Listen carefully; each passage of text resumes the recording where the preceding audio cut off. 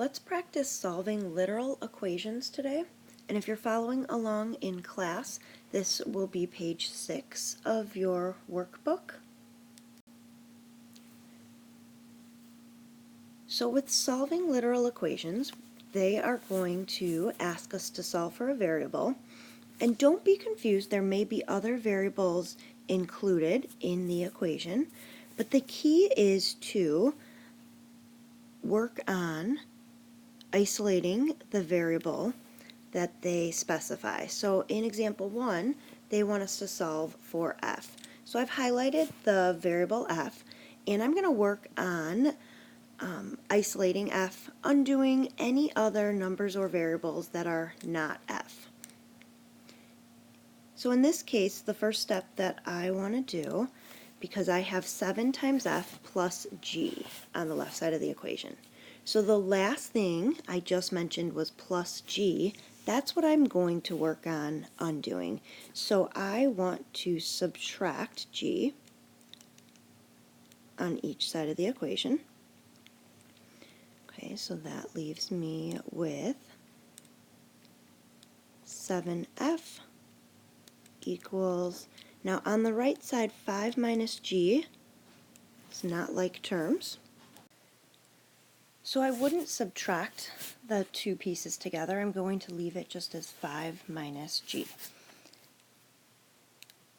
Now I'm still working on, remember, isolating f. So when I take a look at my equation, 7 times f, I want to undo the multiply, the 7 being multiplied by f. So I'm going to choose division. So I'm going to divide each side by 7. So that leaves me with just f equals. Now on the right side, both of these terms, they're not divisible by 7, so I'm going to leave it as 5 minus g all over 7. And that is our equation solved for f. So let's take a look at a second example here. It looks like on number 2, they want me to solve for n. Okay. So I'm going to just highlight n over here, and that helps me see what I want to isolate. So if I read the equation, I have k times n plus 4f. So I want to work on undoing, and remember the last thing I said was the plus 4f. So that means I'm going to start and use those opposite operations and subtract 4f. Okay, you can keep the 4f together. We don't have to split that up. So we have still k times n on the left side of the equation, and on the right side 9v minus 4f. Those are not like terms, so again I am going to leave them separate. And remember, we are trying to isolate, oops, tried to get the yellow highlighter there. We're trying to isolate the n, so that means right now k times n, or think multiply, right? K being multiplied by n. I'm going to use the opposite of multiply and divide by k. So that should leave me with just n on the left side, and that's what we were trying to solve for. Now on the right side, neither one of these terms are divisible by k, so I'm going to leave it as 9v minus 4f, all being divided by k. And I know that might look a little messy, but that's exactly what they wanted us to do, just rearrange that formula for n. So if you're getting the hang of it, that's great. I do have a couple more to look at. We're going to use pretty much the same techniques. They just might have a few different operations, so it's good to look at a variety of examples. So in example 3, they want me to solve for p. So let me go ahead and highlight p so I know what I'm looking at.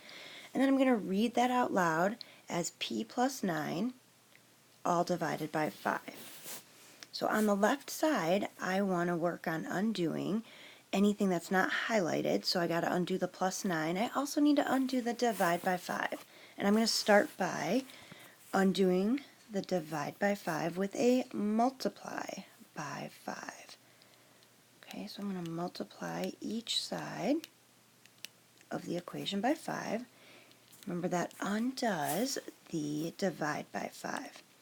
So I'm going to bring down the p plus 9. And then over on the right side I have 5 times q. I'm going to write that as 5q. Okay, so we are still trying to solve for p. So I notice I have the p plus 9. So if I need an opposite operation for plus 9, I'm going to use minus 9. So that's going to leave me with p on the left side of the equation. And when I look at 5q minus 9, those are not like terms. So I'm going to leave them separate. And that is, in fact, my final answer. The equation rearranged, solve for p. Okay. So that one had a little bit of a different operation, so that was fun. Let's see if we can slide over and look at example 4 here. So it looks like we have s times the quantity 3x minus 5y equals 9d, and we want to rearrange and solve for s. Now this one looks extremely intimidating when you start, but it's actually kind of nice because remember when I read that I said it's s times the quantity 3x minus 5y. And the opposite of that multiply would be divide. You can leave the quantity 3x minus 5y together and divide by that entire quantity, believe it or not. So you don't need to distribute the s into both terms. We actually want to leave it factored out in front. And I'm going to use my inverse operations. The opposite of multiply is divide.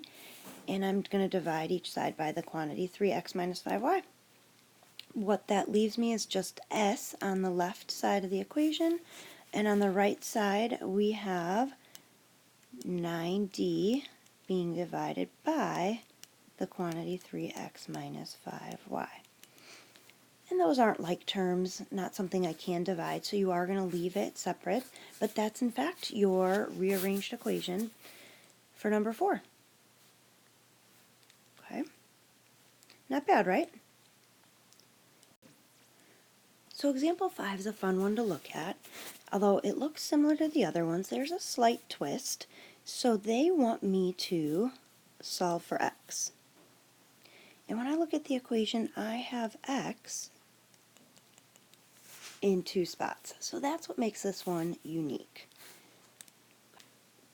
Now to tackle this problem, we're going to bring our x terms to one side. So you decide if you want to move your x values to the left side of the equation or the right side of the equation. I'm going to choose to move them to the left side, so that means subtracting 4x on each side.